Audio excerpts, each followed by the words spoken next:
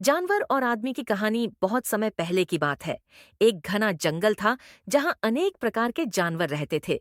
इस जंगल में शेर, हाथी, हिरण, बंदर, लोमड़ी, भेड़िए और अनेक पक्षी अपनी स्वतंत्रता और खुशी के साथ रहते थे। जंगल में प्रकृति का सामंजस्य बना हुआ था और सभी जानवर अपनी अपनी क्षमताओं के अनुसार जीवन यापन करते थे। शांतिपूर्ण जीवन और इंसान का आगमन जंगल का जीवन खुशहाल था, लेकिन धीरे धीरे इसमें बदलाव आने लगा। जंगल के किनारे एक गांव था जहां के लोग खेती और पशुपालन करते थे। धीरे धीरे गांव के लोग जंगल के अंदर घुसने लगे। पहले वे केवल लकड़ी लेने आते थे, लेकिन समय के साथ वे शिकार भी करने लगे।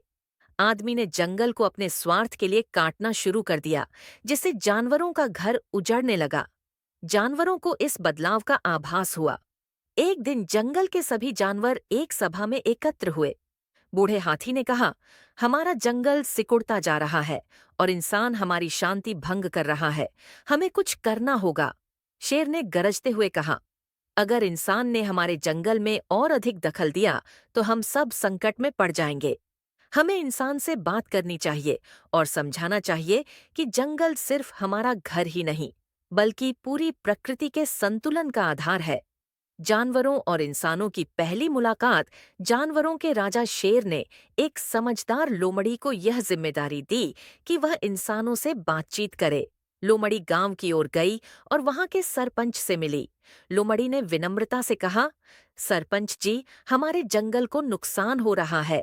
आप लोग पेड़ काट रहे हैं, जिससे हमारे घर उजड़ रहे हैं।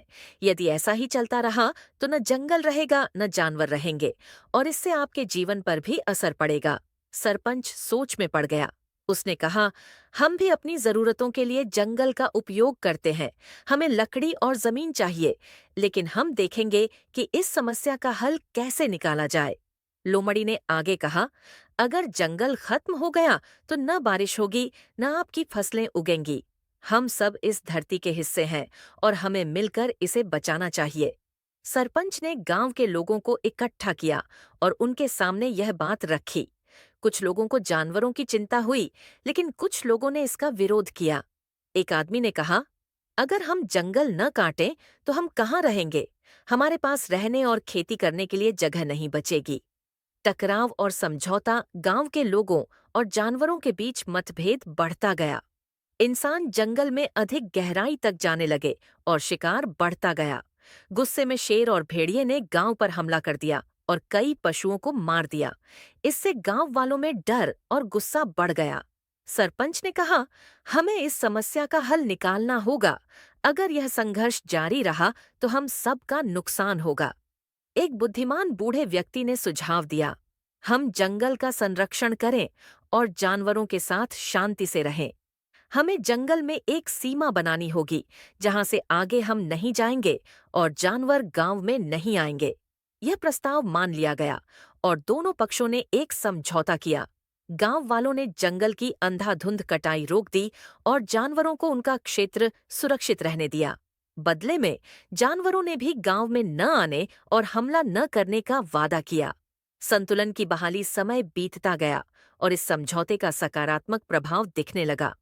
जंगल फिर से हरा भरा होने लगा, पक्षियों की चहचहाहट लौट आई और नदी का पानी भी पहले की तरह स्वच्छ हो गया।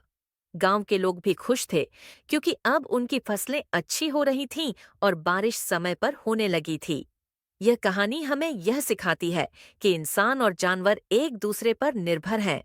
यदि हम प्रकृति का सम्मान करें और सभी जीवों के अधिकारों की रक्षा करें, तो धरती पर संतुलन बना रहेगा।